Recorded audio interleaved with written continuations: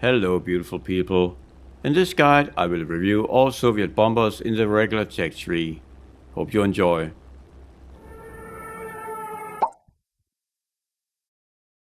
All the prop bombers will be reviewed in the following manner.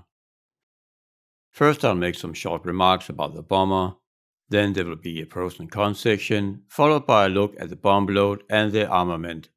Lastly there will be some pew pew and final remarks. The individual bomber will have timestamps so we can jump between the aircrafts if you're looking for a specific bomber. You can in general describe the Soviet prop bombers like this. They have good speeds, good low speed but not great high speed handling, diverse bomb loads, self-sealing fuel tanks, fast effective firing turrets but with limited coverage.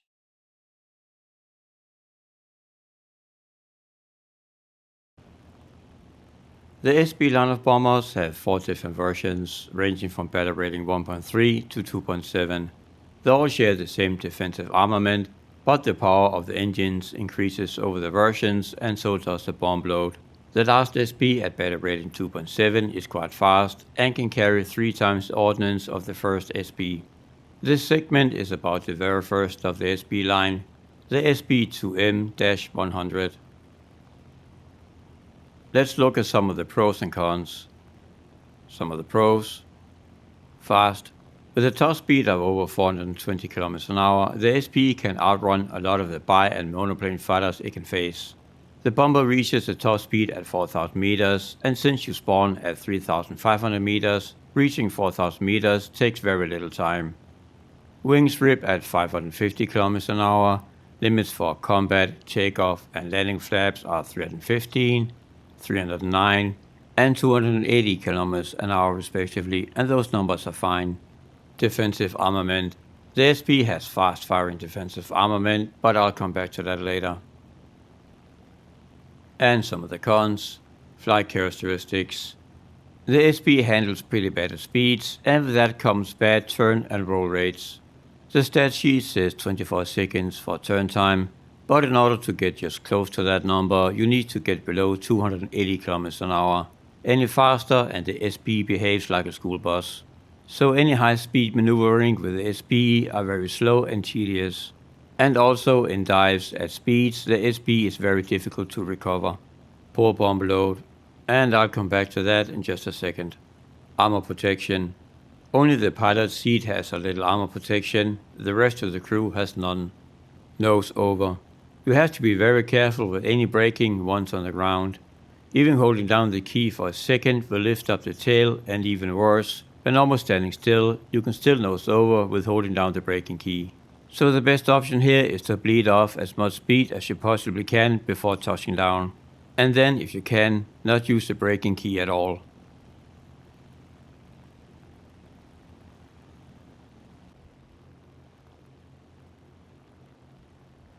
A quick look at the bomb options, because there isn't really that much to look at.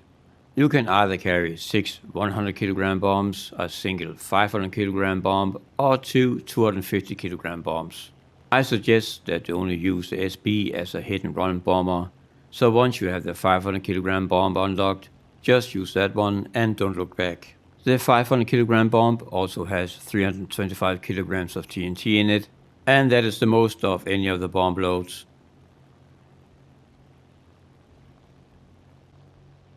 Starting off with the dorsal turret, he uses a single very fast firing light machine gun. He has access to 1000 rounds of ammo and the rate of fire is 1800 rounds a minute. I might as well get this information out of the way. The best build to use for the heavy machine guns and the light machine guns are the universal belts. They contain the very effective armor-piercing incendiary tracer bullet. So with this bullet you both get the armor pin and the chance to set things on fire. Horizontal guidance is plus minus 155 degrees, so we can cover all of the back of the aircraft. Vertical guidance is not too good though, minus 4 and plus 60, so if you are attacked from the top down, he can't really do a whole lot. There's also sort of kind of a ventral turret. He also has a very fast firing light machine gun, with only half the ammo, namely 500, but he's never going to use that much anyhow.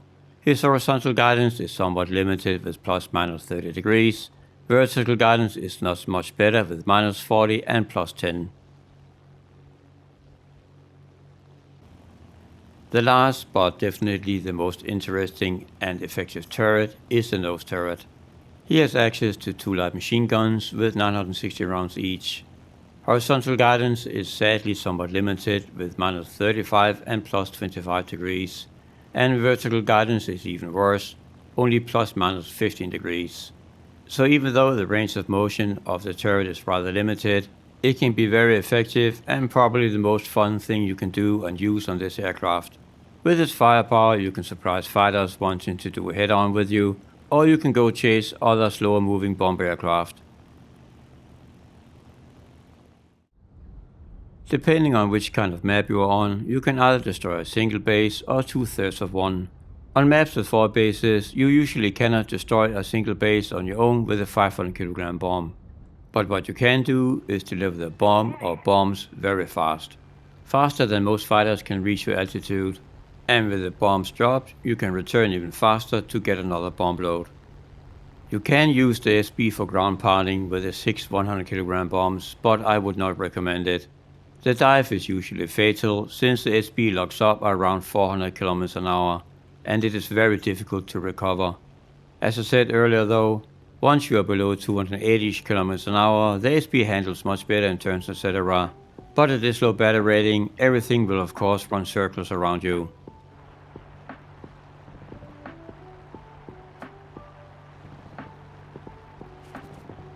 Since you have the 2 fast-firing machine guns in the nose turret, you can put them to good use after you have dropped your bombs. At this low battle rating, there will be plenty of other dive bombers and bombers on the enemy team. And since you are so fast, chances are high that you can catch some of them returning from bombing your base.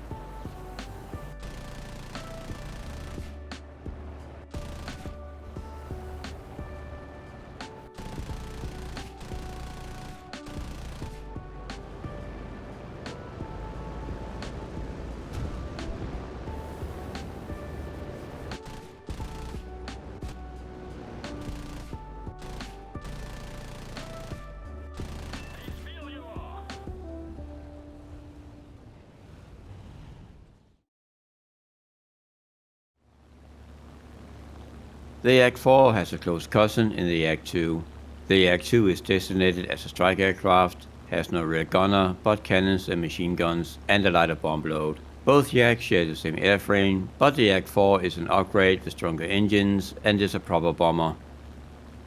Let's look at some of the pros and cons for the Yak-4. Some of the pros: fast. The Yak-4 has a top speed of 533 km an hour at 4800 meters.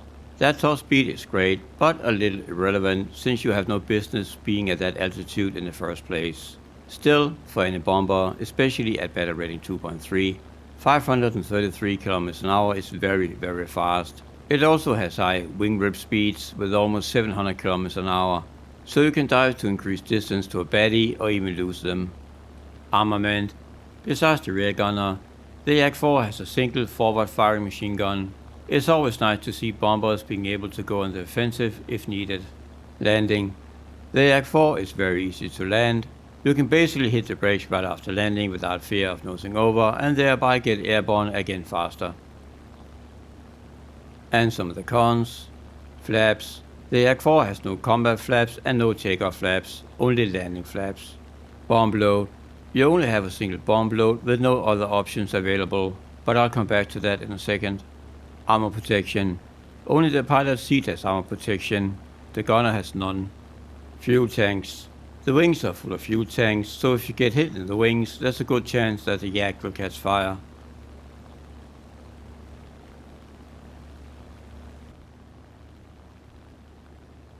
So, you only have access to this, a single bomb load consisting of 8 100 kilogram bombs. Luckily, because there's still something good here, the 4 external bombs under the wings stop first and in pairs. That means that if you use it against ground targets, the parasitic drag on the aircraft from the bombs will be gone once you have hit the bomb release twice. Without the bombs under the wings, you gain speed and better handling. The remaining 4 bombs drop one at a time from the internal bomb bay.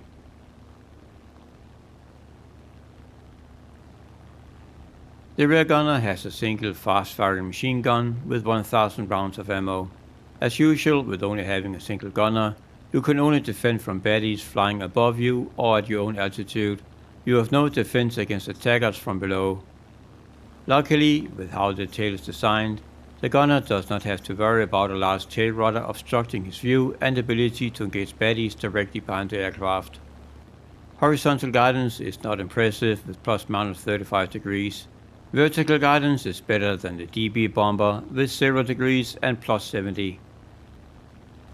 One of the nicer things about the Yak-4 is that the pilot has access to some offensive firepower. It's not much, but definitely better than nothing. With the okay handling and good speed of the Yak-4, you can often get to use the machine gun against other bombers and sometimes even fighters. With the Yak-4 you are starting to have options. You can either go base bombing or ground pounding. On a 4 base map you need to use all 8 bombs to destroy a base. On a 3 base map, 4, maybe 6 bombs should be enough at your battle rating. In this particular mission, because of the great speed of the Yak-4, I was able to return to the base twice for new bomb loads. Alternatively, you are able to take out at least 6 ground targets plus whatever you can destroy with your light machine gun in the nose.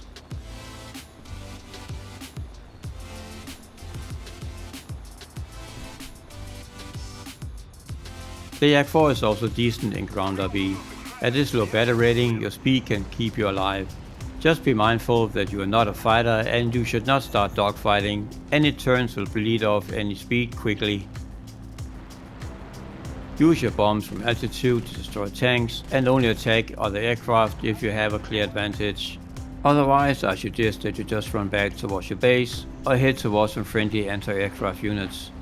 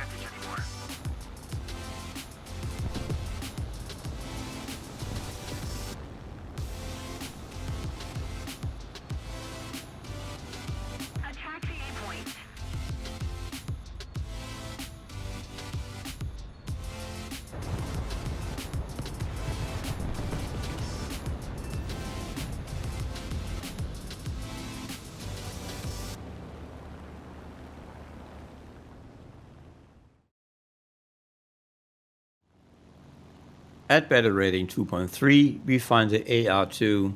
This is a more traditional bomber compared to the Yak-4. It has a much larger bomb load, is a bigger aircraft, and has more defensive armament. This is one of my favorite Soviet bombers. Let's look at some pros and cons. Some of the pros. Flight characteristics. The AR-2 can at times handle more like a twin-engined fighter than a regular bomber. Max speed is very high with 512 km an hour at 4,700 meters, and like the Yak 4, you have no business being at that altitude. Wings rip at 650 km an hour. Combat, takeoff, and landing flaps are 315, 308, and 280 km per hour, respectively. The speeds are grouped closely together and are overall good. Diving brakes, also called air brakes. As one of the few bombers in War Thunder, the AR-2 has diving brakes. They can be very useful in, dive bombing, but also to drop speed fast for general use, and I'm a big fan. Bomb load, and more about that in a bit. Web. The engines barely overheat, and you can use web for a very long time before you need to think about turning it off again. And some of the cons. Armor protection. Only the pilot has a plate protecting his back. No protection for the 3 gunners at all. Landing. The AR-2 is almost as bad as the SB when it comes to braking after landing. You here also have to be very careful and just tap the brakes to prevent a nose-over, and in the AR-2 a nose-over is fatal. Bomb bay. The AR-2 only has a very small internal bomb bay, but more on that in a second.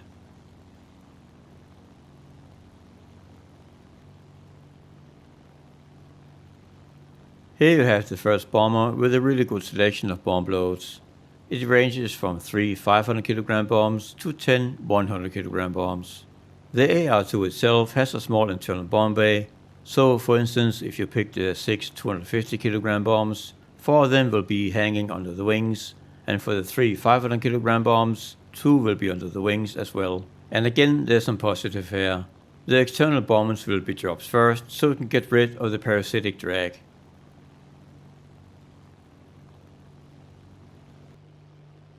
The dorsal turret has a single fast-firing light machine gun with 1000 rounds of ammo.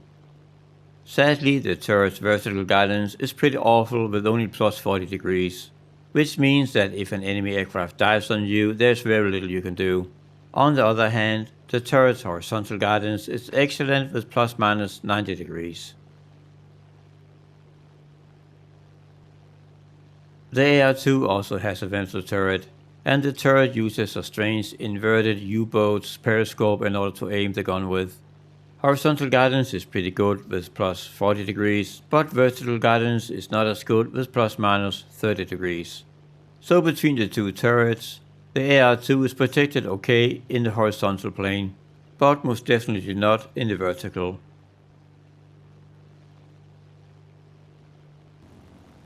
Last but not least, we have the nose turret. Here we find another single fast-firing light machine gun. He only has 500 rounds of ammo though. On the plus side, he has very nice horizontal and vertical guidances, with plus minus 35 degrees on both axes. And for something that's not a ball turret, this is actually pretty nice.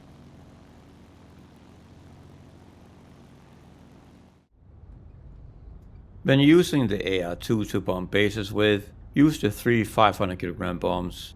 The 2 bombs hanging under the wings will drop at the same time, and it's enough to destroy a base. With the last internal bomb, you can take about half of another base around your battle rating, not really wasting any TNT. If you were to use the 6 250 kg bombs, you would need to drop all of them, and probably not even destroy a single base.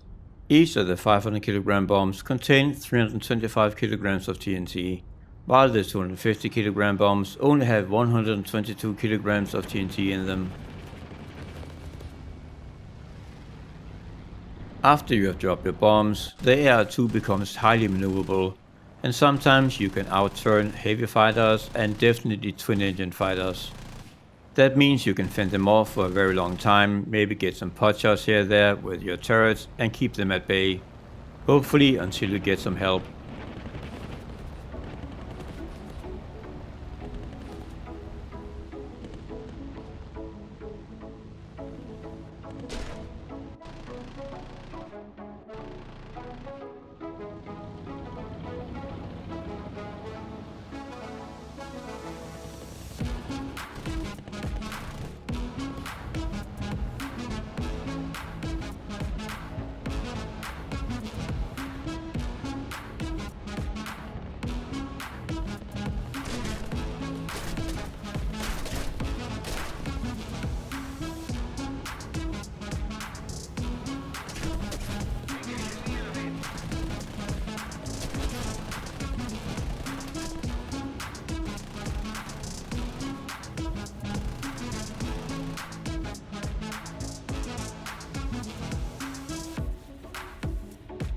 And here's a little demonstration of how I'm using my diving brakes.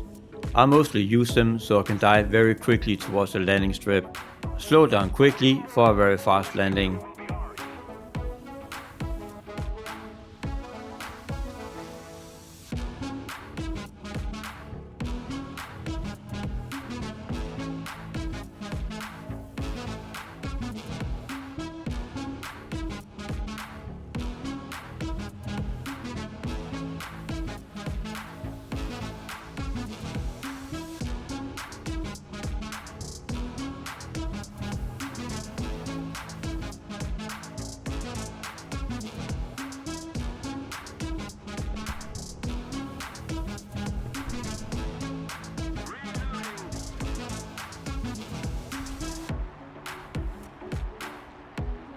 The AR2 is also great for ground B.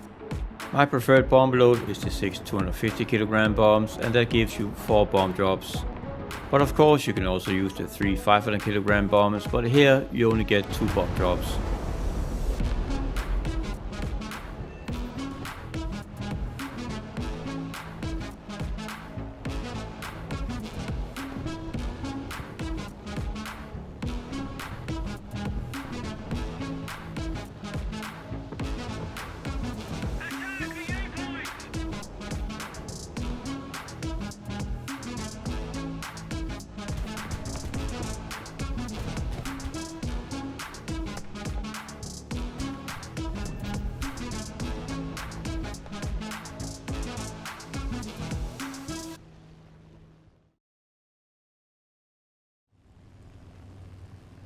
The DB3B is the first of what I would call a more traditional bomber. It is larger than the previous bombers in the Soviet tech tree, and it is slower. It can also carry a larger bomb load. Let's look at some of the pros and cons. Some of the pros: low speed handling. The DB handles excellent below 300 km an hour, making it surprisingly agile at lower speeds. Armament. The DB is the first Soviet bomber with a 360 degrees rotating dorsal turret, but more on that later. Bomb load. Ditto to the above. Landing. Because of the good low speed handling and the fact that you can hit the brakes as soon as you land without having to fear a nose-over, the DB is very easy to land. And some of the cons: slowish. Max speed is 400 km an hour, reached at 6,250 meters, and only 330 km an hour at low altitudes. With that speed, hit and run bombings become more difficult in ARB, something the previous bombers had no problems with. Whip. At lower altitudes, you can only whip for a very short time before the engines turn red. Locking up. In a dive, the DP is dangerous to gain too much speed with. Past 380 km an hour, the bomber becomes very heavy to control, and past 450 km an hour close to the ground, it is almost impossible to recover, leading to a plane-to-ground involuntary interfacing. Flaps. The DB has only landing flaps, no combat or takeoff flaps. Armor protection. The Soviets did not really care much for their gunners. Once again, only the pilot has some armor protection in his seat.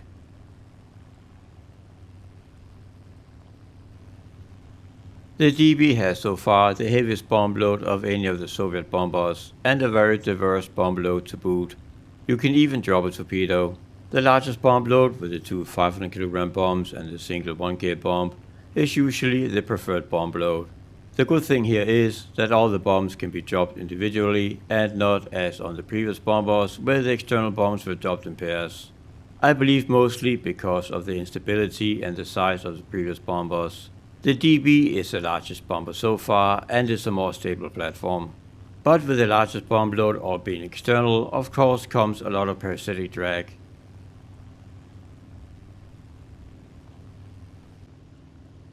Initially, I also wanted to put the DB's defensive armament in the con section.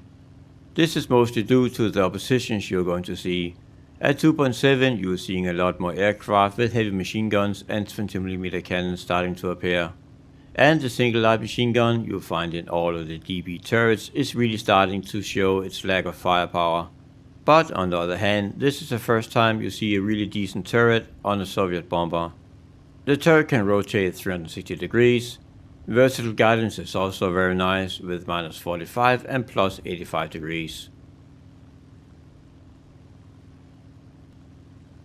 There are also some good and bad changes to the ventral turret.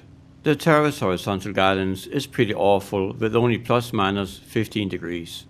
But the vertical guidance is excellent with minus 90 and plus 6. The nose turret itself also has gotten an upgrade. The horizontal guidance is now a very nice plus minus 60 degrees.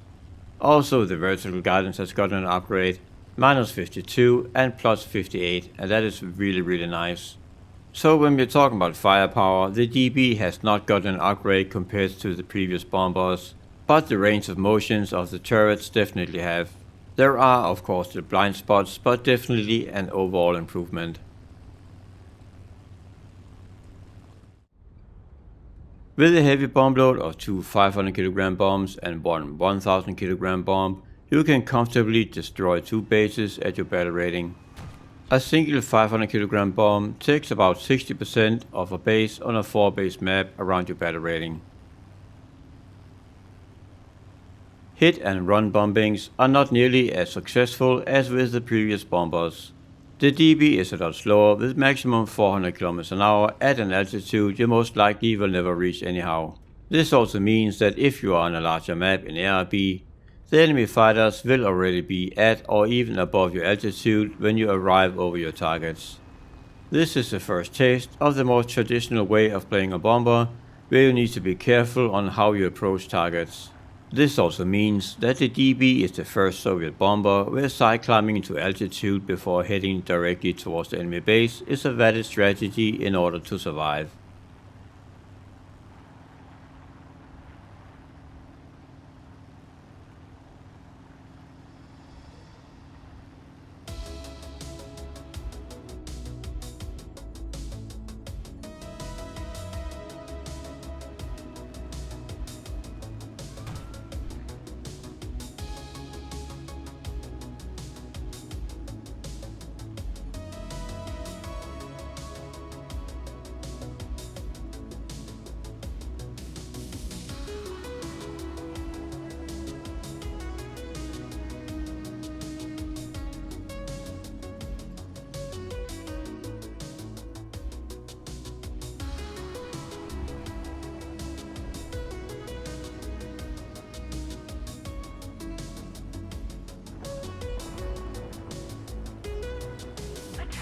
In ground RB, even though being slow, the DB can do great work.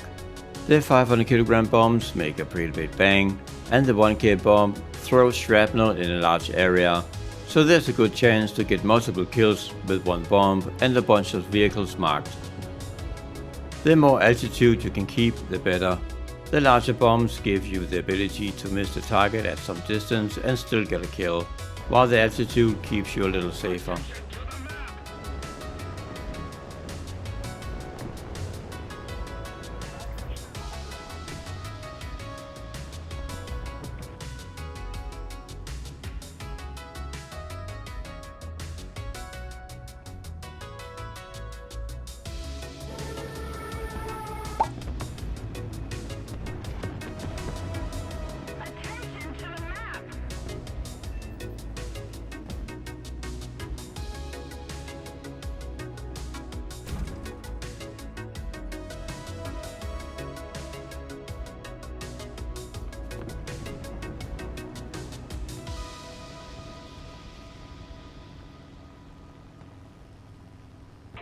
And victory will be ours.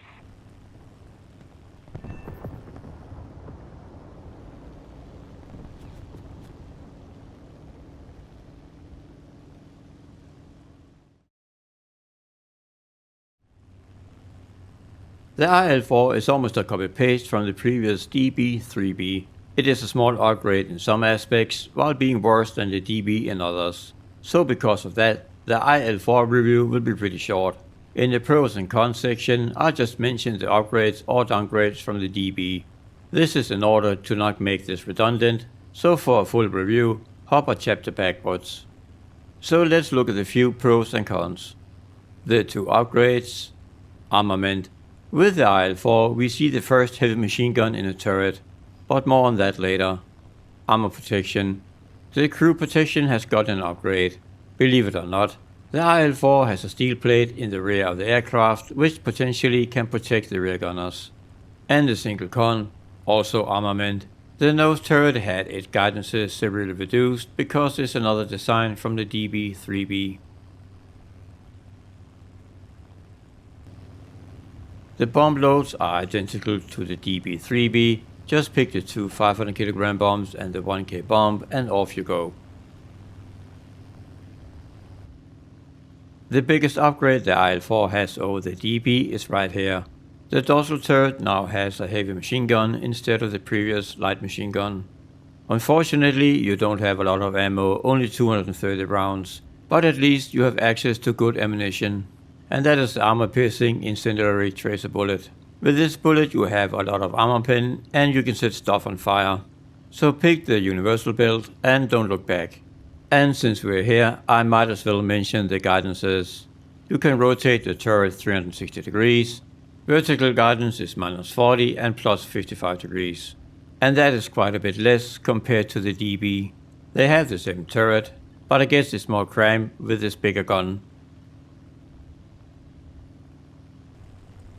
So the dorsal turret was both an upgrade and downgrade, but the nose turret is definitely just a downgrade. Here you only have ±25 degrees horizontal guidance, while on the DB you have ±60 degrees. Vertical guidance was -52 and +58 on the DB. Here you have also taken a hit. With the IL-4 you only get -30 and +15. And the differences are sadly quite large.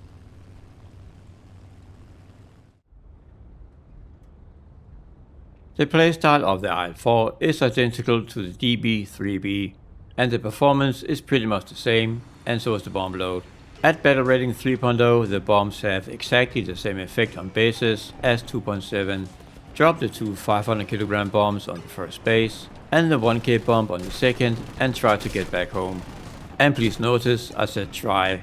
At slightly higher battle rating than the DB, the IL-4 runs into stronger enemy fighters, but only has a small improvement in firepower to deal with them.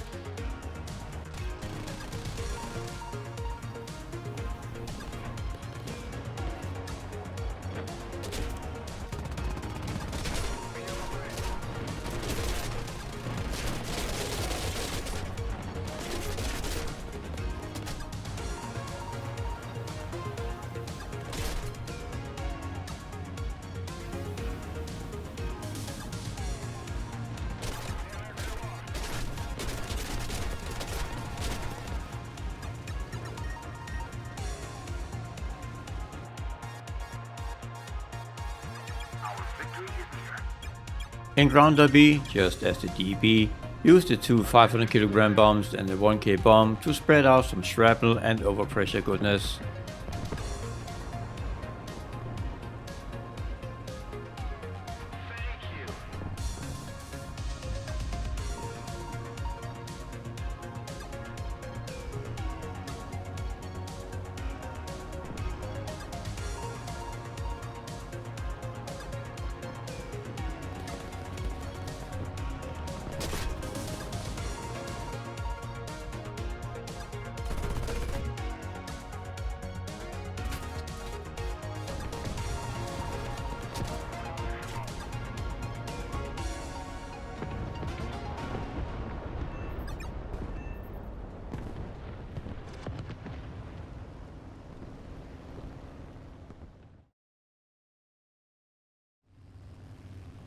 At battle rating 3.3 we have 3 variants of the PE2, and this is just silly. In fact, I only researched the middle PE2, but I never spaded it. There is simply no reason to do so. Short about the differences, the first PE2 has 2 light machine gun turrets and 2 light machine guns for offensive use. The last PE2 and the one I'm going to review, the PE283, has 2 heavy machine gun turrets and 2 light machine gun turrets. Furthermore, it has a heavy machine gun and a light machine gun for offensive use. They all have slightly different top speeds because of difference in weight, but they all use the same engines. Let's look at some of the pros and cons. Some of the pros: fast. With over 500 km an hour at 5,100 meters, we are back in the realm where you can use this bomber for hit and run bombings. It has high wing rip speeds with 740 km an hour, so there's a good chance that you can dive to escape if needed. Combat and takeoff flap speeds are high with 508 and 477 km an hour respectively. Even the landing flap speeds are high with 320 km an hour. Armament. For its size, the PE-2 has a lot of things going on in that department, but more on that in a bit. Landing. Once you have landed, you can hit the brakes and keep them in all the time. The PE-2 does not nose over at all. Armor protection. Even though the PE-2 is a smaller bomber, it still has 5 armor plates protecting both the pilot and the gunners. Diving brakes, also called air brakes. The PE-2 is also equipped with diving brakes for dive bombing. They are very nice to have and have multiple applications. And some of the cons. Turning. While the PE-2 can roll pretty well, it is not good at turning at all, and it can often catch you off guard, just how large a turn radius it has with 28 seconds. Low speed handling. Surprisingly as well, the low speed handling is quite poor. It really does not like low speeds at all. Bomb load. Because of the size of the bomber, the bomb load options are limited, but as a small bonus, this PE-2 is capable of using rockets. Fuel tanks. Both wings and the back of the fuselage between the gunners are full of fuel tanks, and chances are sadly high that once you are hit, you will also catch fire very quickly.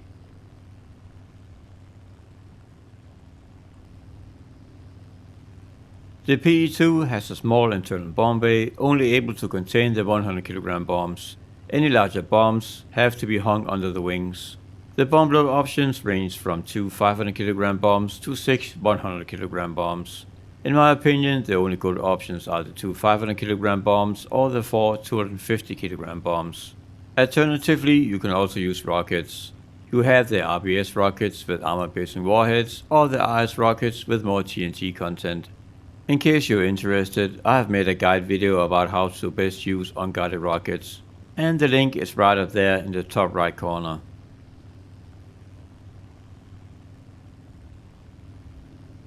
Starting out with the dorsal turret, he is using a heavy machine gun.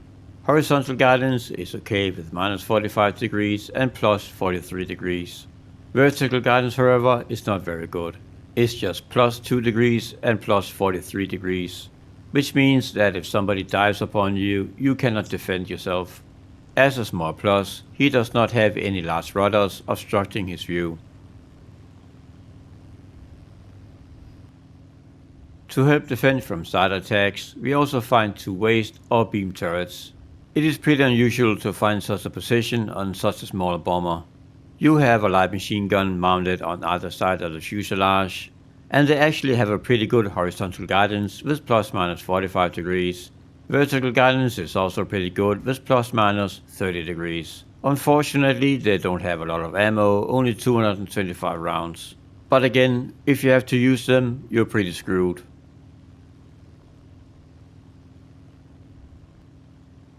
The gunner manning the venter turret is the same guy who also uses the 2 waist positions.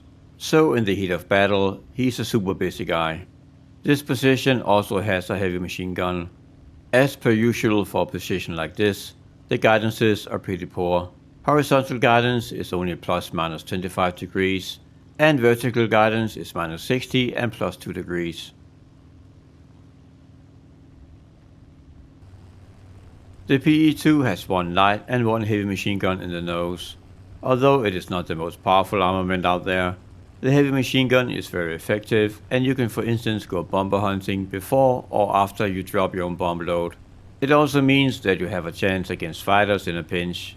Furthermore, you can use the 2 guns on ground targets.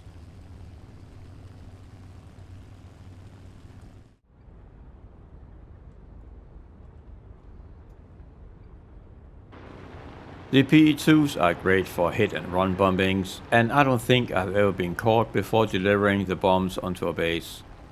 Because of the speed, you often have time to return once or twice for more bombs. Max bomb load with the two 500 kilogram bombs is enough to take out a base at the PE2's own battle rating.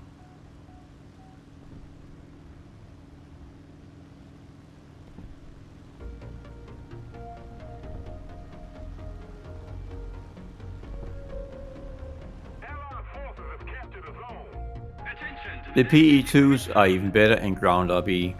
They are very fast, and the two 500 kilogram bombs are even better. The four 250 kilogram bombs are excellent for taking out single tanks. Thank you. I would not recommend using the 100 kilogram bombs. Although you get more of them, things are usually pretty hectic in ground RB, and chances are that you will never have enough time to drop all of the bombs. Besides, using the 250 or 500 kilogram bombs eliminates the need for very accurate bombing.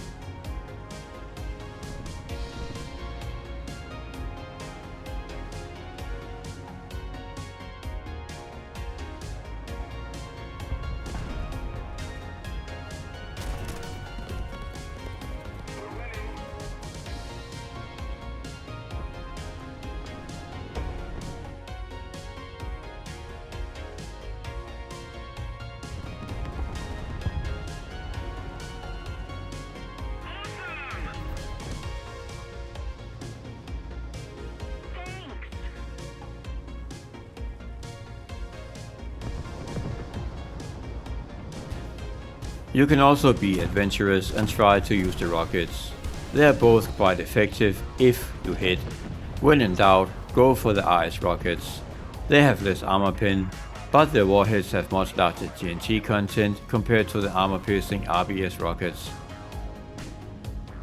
With the increased TNT content, overpressure kills on SPAAGs and open-top tank destroyers are much more likely to happen.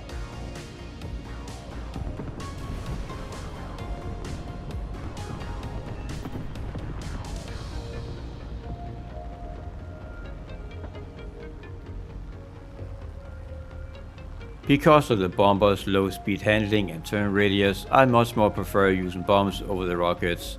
They are much more reliable, and with the bombardier side, much more accurate.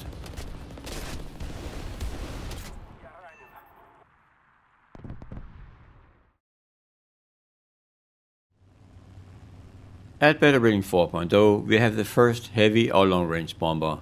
Here we have the YER2 in two variants. In-game, the differences between the two are the defensive armaments and the armor protection. The first YER2 has 3 light machine gun turrets, while the 105R model, and the one I'm going to review, has 1 light machine gun turret and 2 heavy machine gun turrets. Everything else but the improved armor protection is identical. I suggest that you research but not spade the first model. Wait until you have the second 105R researched and then spade that one. Spading the first model is just a waste of your time. Let's look at some of the pros and cons. Some of the pros: bomber spawn.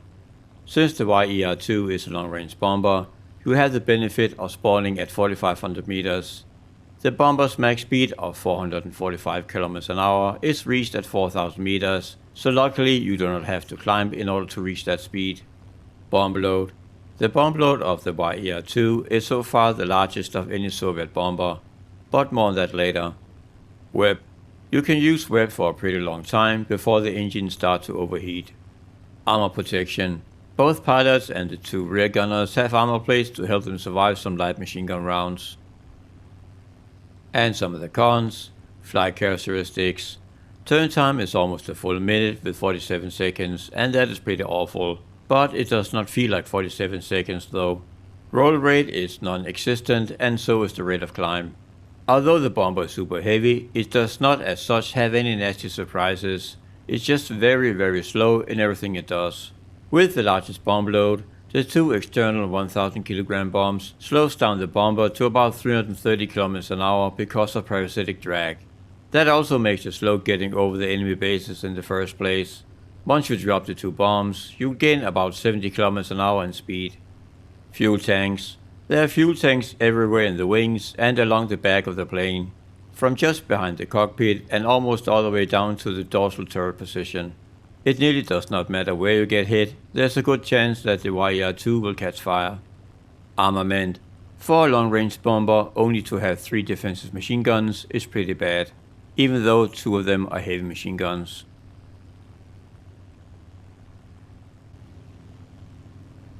The single largest advantage you have with the YER-2 is of course its bomb load.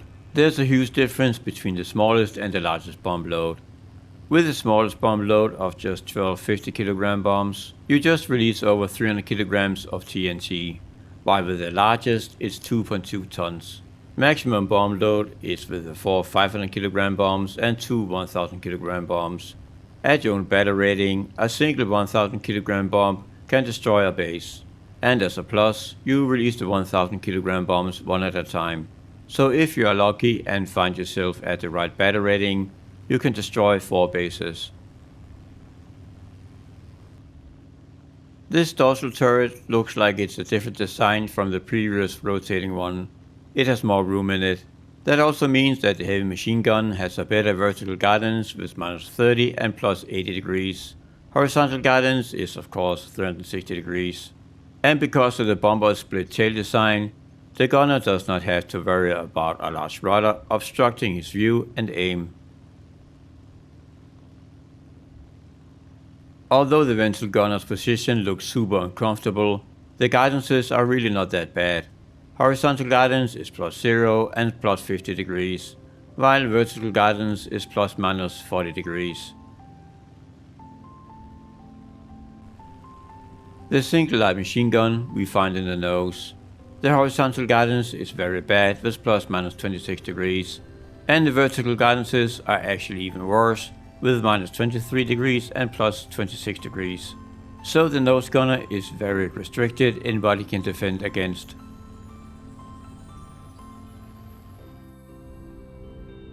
In my opinion, the YER-2s are only useful in ARB. It does have a great bomb load for ground RB, but the flight characteristics are so bloody awful that if you spot a tank just a little off course, chances are that you will never be able to correct for it, and its defensive armaments are also very lacking. So I never bother with this bomber for ground RB, there are much better options out there. With the YER-2s, you need to use your brain a little, look around and try gauge the situation. You are quite slow before you drop the 2 1000 kg bombs, and you need to think ahead. If there are fighters in your path, I usually just turn around and go behind our friendly fighters for cover. It only takes a minute or 2, but it will likely save your butt. Afterwards, just head back in and do what you have to do.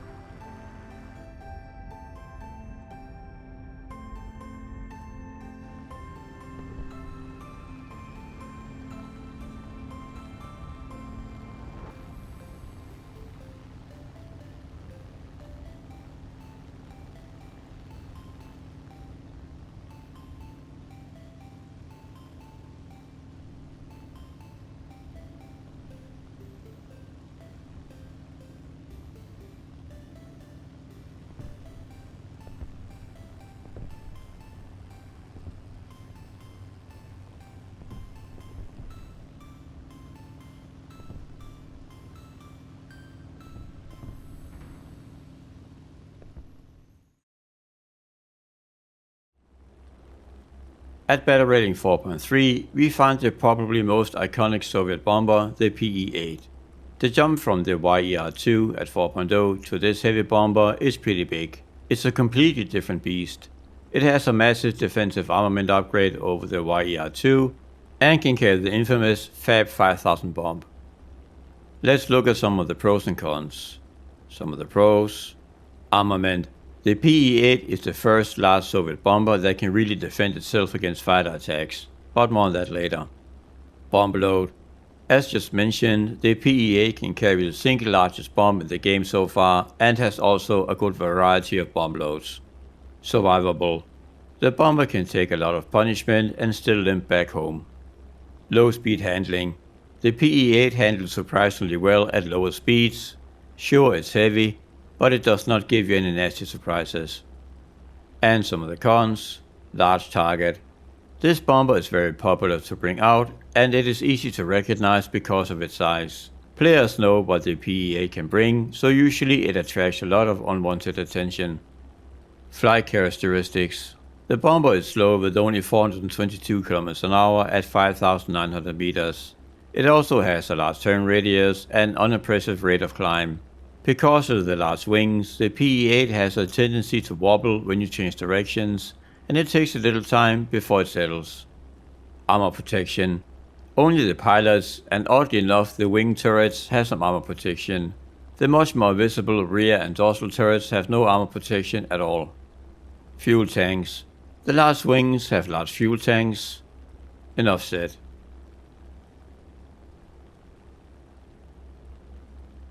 The most iconic bomb is of course the Fab 5000. This single-use bomb fills up the entire bomb bay, and the bomb bay doors are removed when the bomb is selected. It has massive amount of explosive content as well, equal to just over 5,000 kilograms of TNT. Any vehicle within a 105 meter radius of impact will be destroyed. Besides the Doomsday bomb, the bomb loads range from 40-50 kilogram bombs to 4 1,000 kilogram bombs. So unless you use the Fab 5000, the TNT content of the YER-2 bomber's largest bomb load is slightly larger than the PE-8's.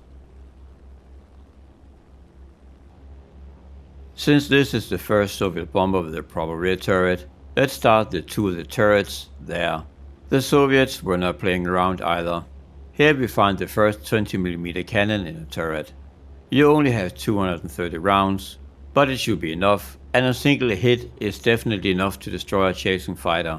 The cannon's horizontal guidance is good with plus/minus 60 degrees, and the vertical guidance is also good with minus 40 and plus 65. The PE-8 also has some rarely seen turrets with the wing turrets or nacelle turrets. They are placed in the inner engine nacelles just behind the large landing gear on both sides of the aircraft. In the turrets we find a heavy machine gun with 200 rounds of ammo. The horizontal guidance is good with plus/minus 70 degrees, but of course the vertical guidance upwards is bad with only plus 5 degrees because you're going to hit the wing otherwise, but downwards is good with minus 45 degrees.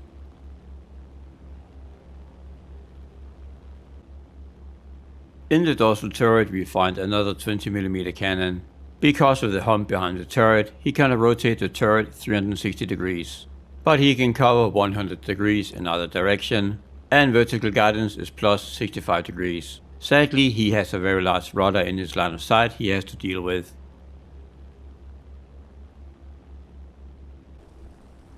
Last but not least, in the nose turret, we find a dual set of light machine guns. This nose turret can cover the most area of any nose turret so far. Horizontal guidance is nearly perfect with plus/minus 80 degrees, and vertical guidance is also excellent with minus 47 and plus 35.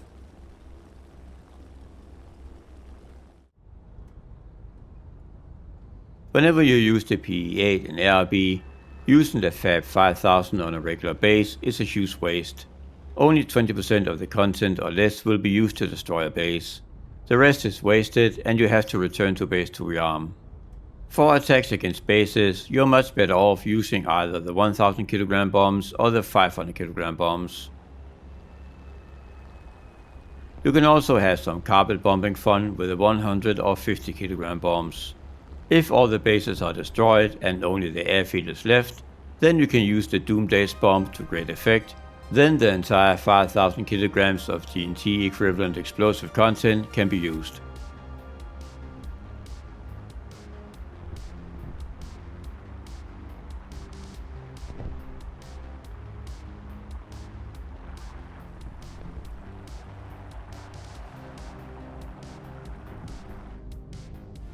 The PE-8 is also popular to use in ground lobby.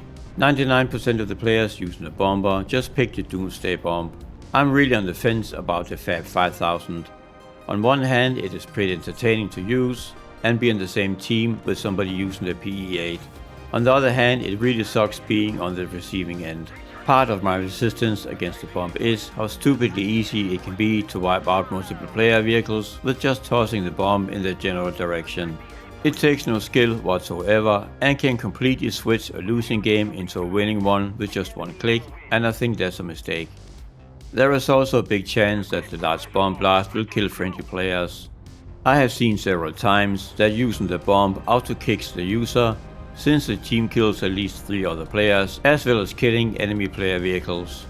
You have plenty of other bomb options with the PE-8 for ground lobby.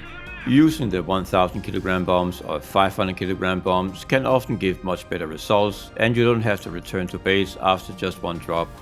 Now, I'm not a naval player at all, but I can imagine that the Doomsday Bomb also can be absolutely devastating in a naval battle.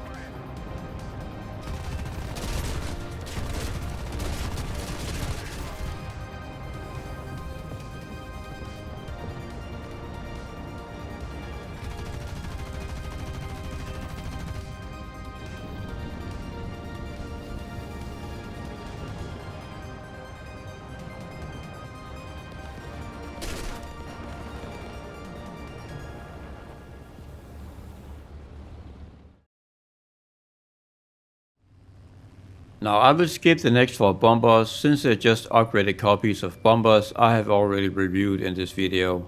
At battle rating 4.0 and 4.3, we find 2 slightly improved PE2 bombers from the initial 3 PE2s at battle rating 3.3.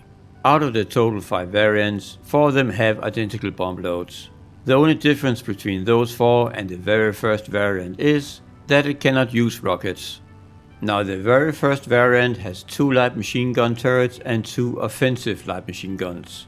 And the 5th and last version at battle rating 4.3 has 2 light machine gun turrets, 2 heavy machine gun turrets, 1 light machine gun and 1 heavy machine gun offensively. And then it's sprinkled with some minor differences in engine power and camos. If you really want to spade all 5 of them, have fun with that.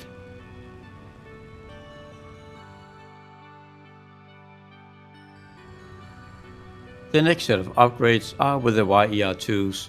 Here we find 2 late models, both at battle rating 4.7. At battle rating 4.0, the first bomber had 3 light machine gun turrets, and the last bomber at battle rating 4.7 has 1 20mm cannon turret and 2 heavy machine gun turrets. Maximum TNT the first YER2 can drop is about 2.2 tons.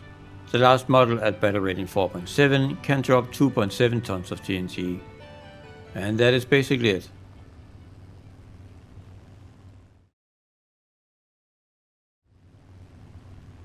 At battle rating 5.3 and 5.7, we find the TU2.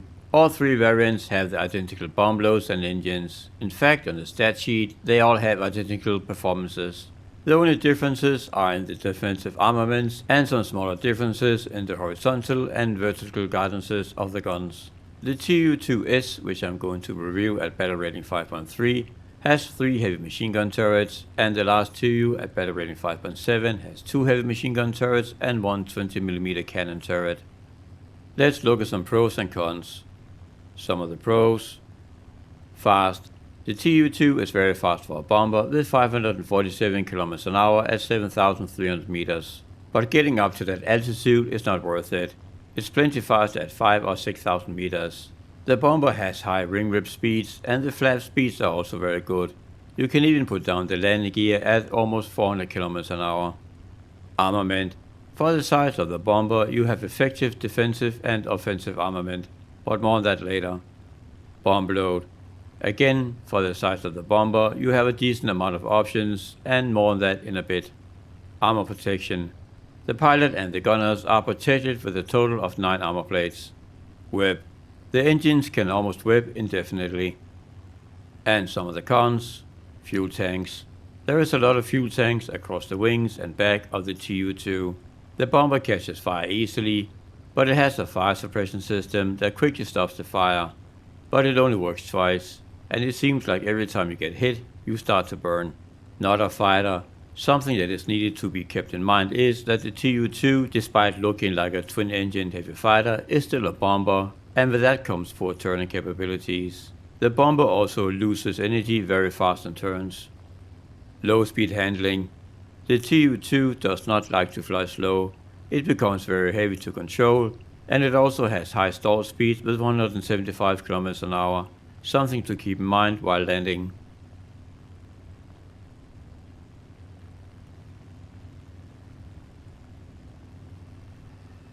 You have a decent amount of options when it comes to bomb loads. You can go from 4 500 kg bombs to 9 100 kg bombs. There are 2 bomb loads worth mentioning.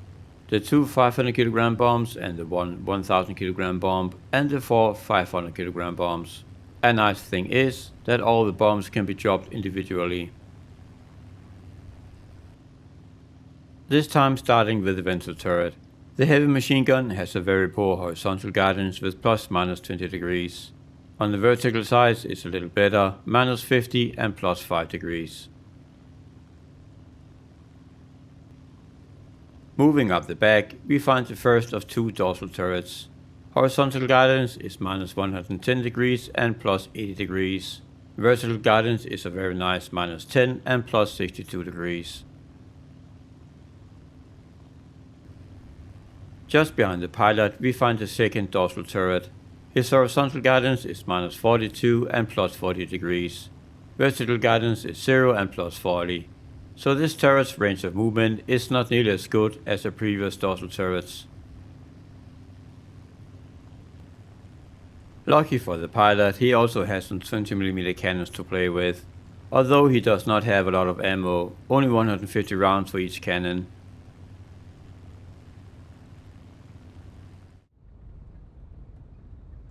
The Tu-2 is great for both ARB and ground RB.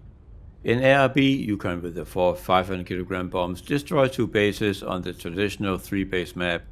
On the 4-base operation maps you normally need to use all 4 500 kg bombs to destroy a single base. You can dive towards a base, get close to 650 km/h in a good dive, and drop your bombs in just enough time for the enemy fighters not to be able to catch you. Alternatively, you can side climb and try your luck that way. I think however that the Tu-2 is best used in ground RB. The 2 bomb loads involving the 500 kg bomb and the 1000 kg bomb works wonders against tanks. With bombs that large you don't have to worry too much about precision bombing and can with luck get multiple kills with one bomb. The 2 20mm cannons can catch a fighter off guard and can be used to destroy light tanks, SPAAGs and open-top tank destroyers with.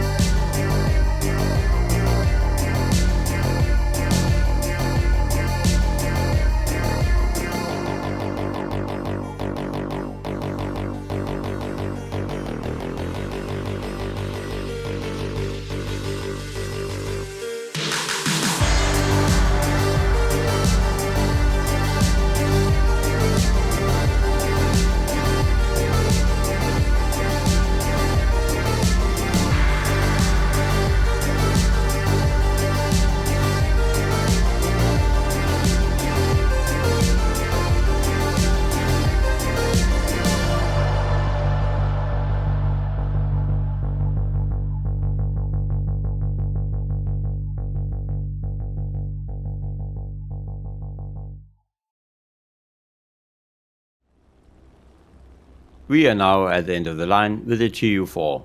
This bomber is not of Soviet design though. It is a reversed engineered copy of the US B-29 with some different engines and improved defensive armament.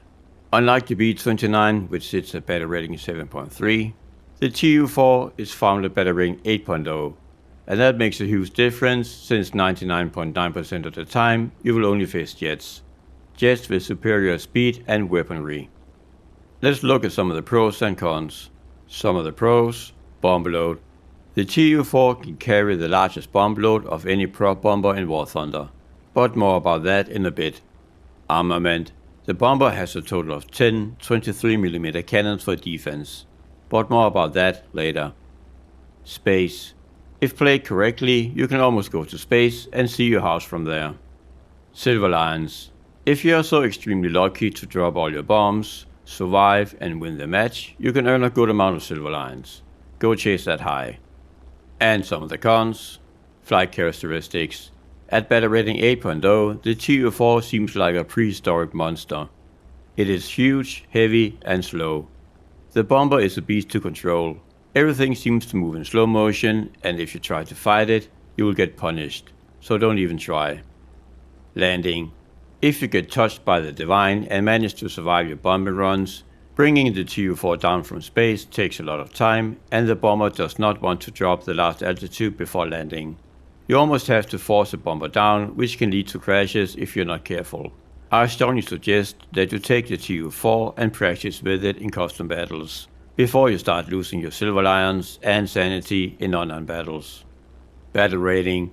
The Tu-4 will almost exclusively face jets at battle rating 8.0. That also means if you are attacked, the most likely outcome will be your bomber's destruction. Silver lions. The Tu-4 costs 36,000 silver lions once you have spent your free repair time. For a destroyed base around your battle rating, you can expect 5,600 silver lions. So in order to cover your loss without any of the other end of battle calculations, you would need to destroy around 6 bases. That number does not include winning or losing score, or if you have a premium account running or not.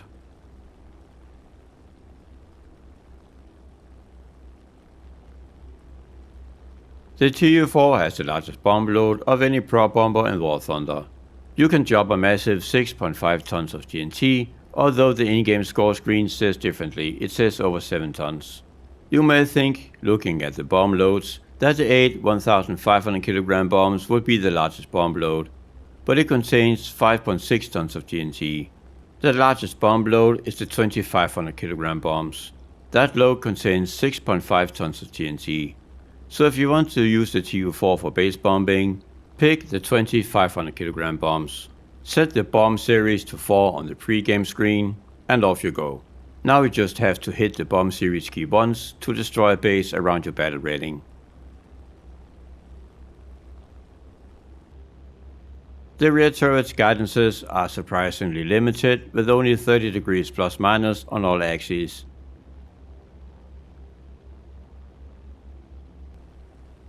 The two dorsal turrets can rotate 360 degrees, elevate 89 degrees, so basically shoot straight up, and depress -4 degrees. The two ventral turrets can depress -89 degrees, so almost shoot straight down, and elevate +4 and +5 degrees for the rear ventral turret.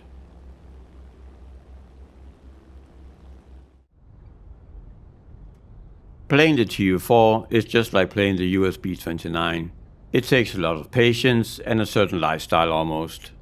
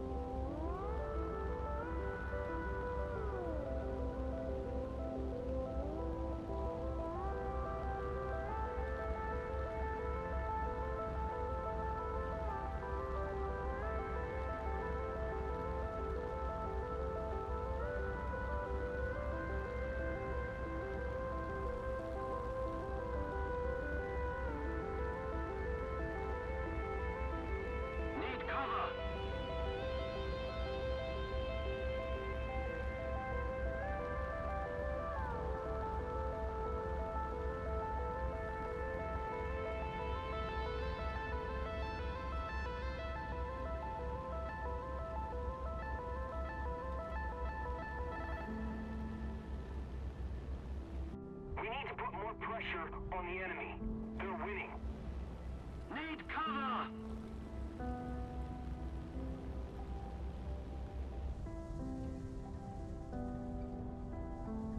Cover me! There's really only one way to consistently survive and have success with this bomber. And the recipe goes as follows. Turn 90 degrees away from spawn. Set the TU4 to about a 12 degrees climb, because the bomber will settle on that number anyhow after a while, and you cannot force it to climb any steeper. Go take a nap, make out with your imaginary girlfriend, make a sandwich, don't go outside though, it's dangerous, or watch some YouTube on your phone. After a while, go back to War Thunder and see if you need to correct your course in order to not fly out of the map. Once you are 7 to 9 kilometers over the battlefield, you can start turning towards the bases and start on your bombing runs. After you have dropped your bombs, simply start to climb again and wait out the battle. Either your team wins with destroying all enemy planes, or by that time there's very little match time left anyhow, and you just need to avoid getting shot down before the timer runs out. And there you go, you have made some civil lines and not lost the TU4. You're welcome. These are my recommendations for the Soviet bombers. SB-2M-100. Just bait the very first SB bomber, use it and other aircraft to research and buy, but not spade, all the other SB bombers if needed. Skip the Yak-4. Although it's very fast, you only have a single bomb load to choose from, making its use somewhat limited. AR-2. The AR is one of my favorite Soviet bombers. It has a great bomb load, both for ARB and Ground B, and it's very agile. Skip both the DB-3B and the IL-4. They have good bomb loads, but are much heavier to play and act more like a traditional medium bomber. Besides, at these low battle ratings, you very fast research new aircraft. Just keep using the AR-2 instead. PE-283.